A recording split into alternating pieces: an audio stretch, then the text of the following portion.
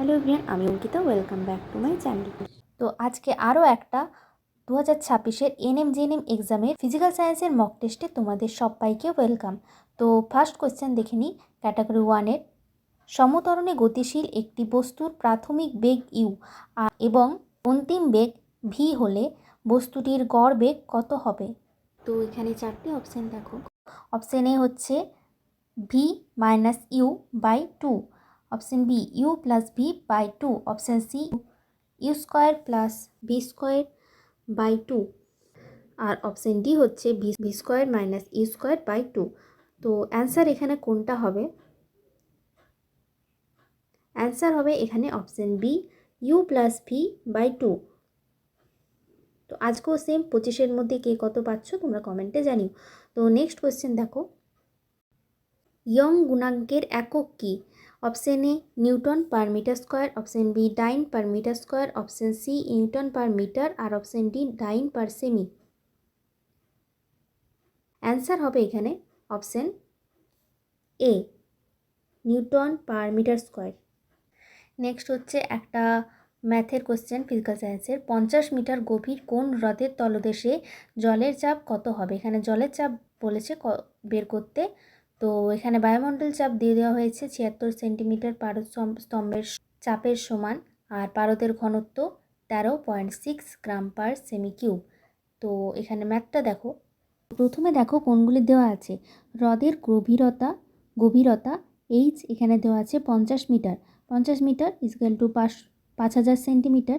তারপর হচ্ছে জলের ঘনত্ব পিডাব্লিউ, যেটাকে একক, তো সেটা হচ্ছে 1 গ্রাম পার সেমি কিউব এখানে ধরা হয়েছে।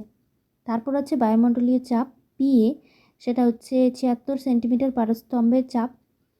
এরপর হচ্ছে পারদের ঘনত্ব পিএম, যেটা এখানে দেওয়া আছে 13.6 গ্রাম পার সেমি কিউব। আর অভিকর্ষজ ত্বরণ গ্রামে, যেটা জানি 980 সেন্টিমিটার পার স্কোয়ার।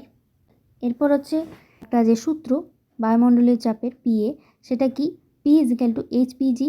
তো পিএ, তারপর হচ্ছে এইচটা বসাইলে এইচের মান 76 ইন্টু পি, যেটা 13.6, আর তারপর হচ্ছে জি অভিকর্ষজ যে ত্বরণটা, সেটা হচ্ছে 980 ডাইন পার সেমি স্কোয়ার। এরপর পিএ ইজিক্যাল টু হচ্ছে এটা গুণ করে যত বেরোলো ডাইন পার সেন্টিমিটার স্কোয়ার।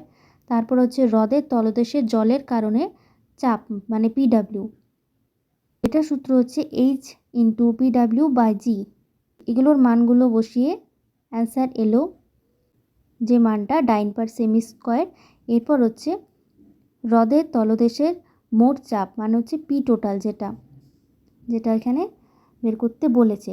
তো মোট চাপ ইজিক্যাল টু কী জানি, বায়ুমণ্ডলীয় চাপ প্লাস হ্রদের জলের চাপ, যেখানে পি টোটাল, তো দুটোকে পিএ, তো দুটো হচ্ছে পিএ প্লাস পিডাব্লিউ, এগুলো প্লাস করে বেরোচ্ছে 59,12,928 ডাইন পার সেমি স্কোয়ার।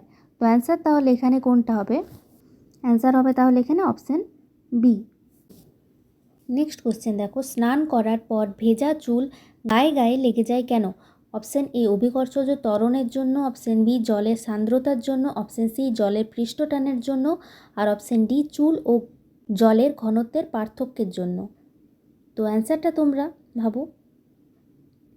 এরপর আমি অ্যান্সারটা বলছি। অ্যান্সার হবে এখানে অপশান সি জলের পৃষ্ঠটানের জন্য। এই কোশ্চেনটা কিন্তু ইম্পর্ট্যান্ট একটা কোশ্চেন।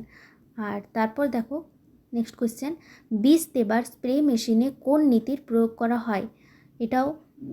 এটা একটা ভালো কোশ্চেন। অপশান এ হচ্ছে আর্কিমিডিসের নীতি, অপশান বি বার্নৌলির নীতি, অপশান সি স্টোকসের সূত্র, আর অপশান ডি হচ্ছে হুকের সূত্র। অ্যান্সার হবে এখানে অপশান বি বার্নৌলির নীতি। নেক্সট কোশ্চেন হচ্ছে 6 নাম্বার কোশ্চেন। তো তোমরা তো জানোই 15টা টোটাল ক্যাট 1-এর কোশ্চেন থাকে, যেগুলো 4টে ভুল হলে 1 মার্কস মাইনাস হয়। 6 নাম্বার কোশ্চেন দেখো, 1 মোল ইজিক্যাল টু কত decimole? Option A 10, option B 1/10, option C হচ্ছে 100, আর অপশান ডি হচ্ছে 1/100।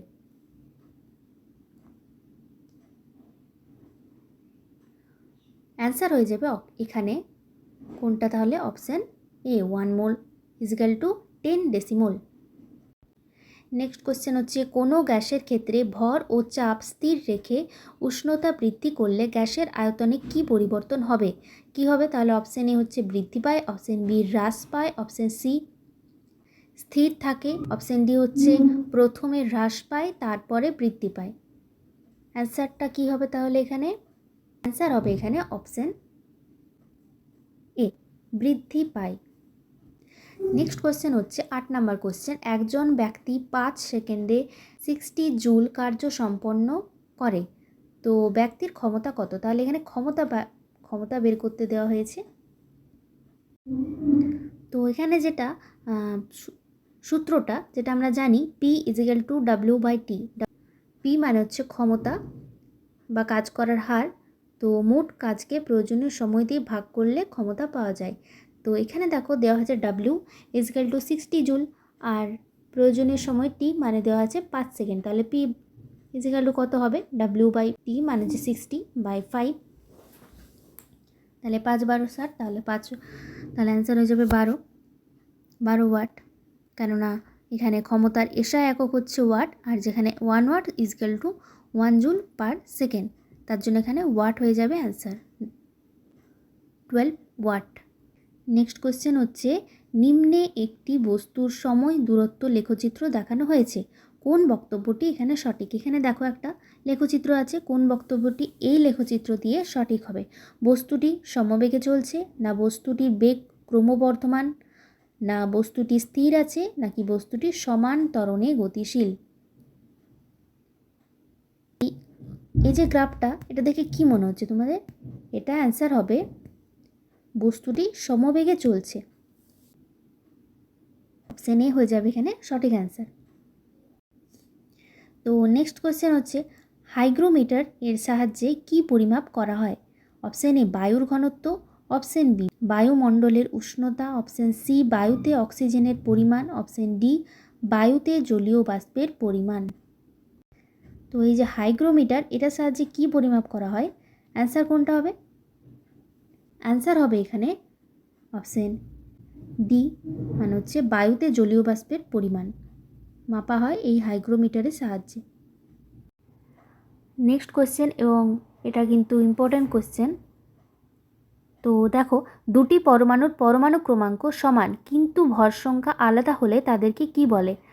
ভালো করে পড়বে কোশ্চেনটা, যে পরমাণু ক্রমাঙ্ক সমান বলেছে আর ভর সংখ্যা আলাদা বলেছে। তাহলে অপশন এ হচ্ছে isotope, option B isotone, option C isobar, আর অপশন ডি হচ্ছে আইসোমার। অ্যান্সার হবে এখানে option A isotope. Next question হচ্ছে দড়ি টানাটানি খেলায় উভয় প্রান্তে যদি ক্যাপিটাল লেটারে টি টান প্রয়োগ করলে তাহলে দড়িতে টান কত হবে? Option A 0, option B T, option C 2t, আর অপশন ডি হচ্ছে T/2। দড়ি টানাটানি খেলায় উভয় প্রান্তে টি টান প্রয়োগ করলে দড়িতে টান হবে, অ্যান্সার হবে এখানে option B T. Next question হচ্ছে সৌরকোষ কী দিয়ে তৈরি হয়? অপশন এ পরিবাহী, অপশন বি অপরিবাহী, অপশন সি অর্ধপরিবাহী, আর অপশন ডি হচ্ছে এ ও সি উভয়ই। তো সৌরকোষ কী দিয়ে তৈরি হয়? অ্যান্সার এখানে হয়ে যাবে অপশন সি অর্ধপরিবাহী। নেক্সট হচ্ছে জলের মোলার ভর কত? অপশন এ হচ্ছে 22.4 litre, option B 44.8 litre, option C 22.4 gram, option D হচ্ছে 18 গ্রাম পার মোল। তো এটা হচ্ছে জলের সংকেত আমরা কি জানি? H2O। এখানে এই যে এইচটা, এটার পারমাণবিক ভর 1, তাহলে পরমাণুর জন্য 1 × 2 মানে হচ্ছে 2, যে পারমাণবিক ভর 2 সেটা দিয়ে গুণ করলে এখানে 2 হচ্ছে, আর অক্সিজেন যেখানে ওটার পারমাণবিক ভর হচ্ছে 16, তাহলে +16 মানে হচ্ছে 18। তো অ্যান্সার এখানে হয়ে যাবে 18 গ্রাম পার মোল, হয়ে যাবে এখানে সঠিক অ্যান্সার। তারপরে লাস্ট 15 নাম্বারের ক্যাটাগরি 1-এর লাস্ট কোশ্চেন হচ্ছে বস্তুর দূরত্ব কত হলে উত্তর লেন্সের সদ্বিম্ব গঠন হয় এবং প্রতিবিম্বের আকার বস্তুর আকারের সমান হয়? অপশান এ হচ্ছে এফ এর সমান, অপশান বি হচ্ছে 2f এর সমান, আর অপশান সি হচ্ছে এফ এর কম, আর ডি হচ্ছে 2f এর বেশি। এখানে অ্যান্সার হয়ে যাবে অপশান বি 2f এর সমান। কীভাবে হচ্ছে দেখে নাও একবার। এখানে যে উত্তর লেন্সের ক্ষেত্রে বক্রতা কেন্দ্রে বা ফোকাস দৈর্ঘ্যের দ্বিগুণ দূরত্বে মানে u=2f এ রাখা হয়, তখন হয় কি প্রতিবিম্বের অবস্থান লেন্সের উল্টো দিকে মানে 2f দূরত্বে গঠিত হয়। আর প্রতিবিম্বের প্রকৃতি হয় সৎ এবং অবশিষ্য আর উল্টো। আর প্রতিবিম্বের আকার হচ্ছে বস্তুর আকারের সমান। তো এটা আলো চ্যাপ্টার থেকে দেখবে তোমাদের বইয়ে এই ধরনের ব্যাখ্যাটা ভালোভাবে দেওয়া আছে। তো এই ধরনের কোশ্চেন কিন্তু ইম্পর্ট্যান্ট, বারবার করবে। তো ক্যাটাগরি 1 তোমাদের শেষ, এবার হচ্ছে ক্যাটাগরি 2 এর। আর তো এই ক্যাটাগরি 2টা থেকে একজন কোশ্চেন করেছিলে, মাসুমা বলেছিলে দিদি ক্যাটাগরি 2তে 3টে অ্যান্সার হলে 3টাই করব, বুঝতে পারছি না। তো ওটা দেখো বুঝিয়ে দিচ্ছি। এখানে কোন মাত্রাগুলি, প্রথম কোশ্চেনটা করো তাহলে বুঝিয়ে দিচ্ছি।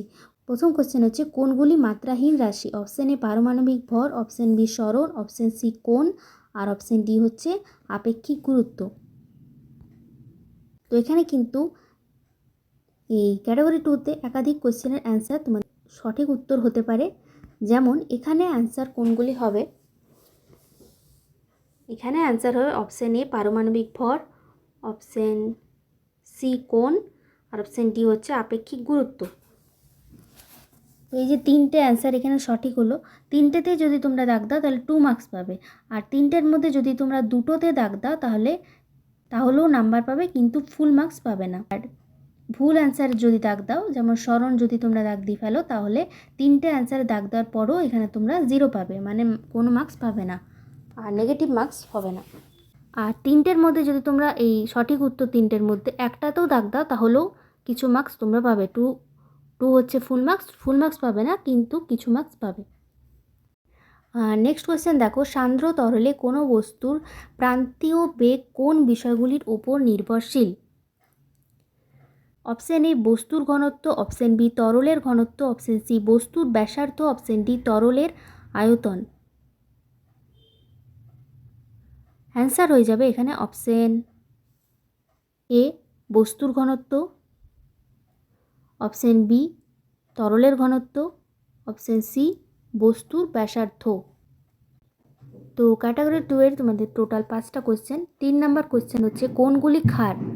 এখানে অপশানগুলো দেখো তোমরা। তো এখানে যে অপশানগুলো আছে তার মধ্যে অ্যান্সার হবে এখানে অপশান বি, অপশান সি আর অপশান ডি। এখানে সঠিক অ্যান্সার হবে, কারণ এই 3টেই হচ্ছে ক্ষার। আর এই উপরের সব থেকে উপরের যে অপশানটা C2H2OH, এটা হবে না, এটা হচ্ছে অ্যালকোহল। তো এই অপশানটা হবে না। নেক্সট কোয়েশ্চেন হচ্ছে 10 হার্জ কম্পাঙ্ক বিশিষ্ট একটি সুরের সমমেল কোনগুলি? Option A 15 hertz, option B 20 hertz, option C 25 hertz, আর অপশান ডি হচ্ছে 30 হার্জ। এটা হচ্ছে শব্দ থেকে অ্যান্সার কোয়েশ্চেনটা। তো এখানে অ্যান্সার কোনগুলি হয়ে যাবে? অপশান বি আর অপশান ডি হয়ে যাবে এখানে সঠিক অ্যান্সার। তো সমমের খুবই অ্যান্সারটা সহজ, 10 দিয়ে হচ্ছে গুণ করা যাবে, 10 ইন্টু 2 দিয়ে গুণ করা যাচ্ছে 20 হচ্ছে, 3 দিয়ে গুণ করলে 30 হচ্ছে, এভাবে। আর নেক্সট কোয়েশ্চেন 5 নাম্বার কোয়েশ্চেন এবং আজকের লাস্ট কোয়েশ্চেন হচ্ছে কোন আয়নগুলির উপস্থিতির জন্য জলে ক্ষরতার সৃষ্টি হয়? Option A Na2+, option B Ca2+, option C Mg2+, আর অপশান ডি হচ্ছে Fe2+। তো অ্যান্সার হবে এখানে অপশান বি, অপশান ডি আর অপশান সি। তো আজকের ভিডিওটা তাহলে এখানে শেষ করছি। তোমরা কে কত স্কোর করলে কমেন্টে জানিও। আর আরও এরকম ভিডিও পেতে NM/GNM রিলেটেড তোমরা চ্যানেলটাকে অবশ্যই সাবস্ক্রাইব করে রেখো। আর দেখা হচ্ছে নেক্সট ভিডিওতে, ততক্ষণের। তো আজকের ভিডিওটা এখানে শেষ করছি, দেখা হচ্ছে নেক্সট ভিডিওতে, ততক্ষণের জন্য টাটা।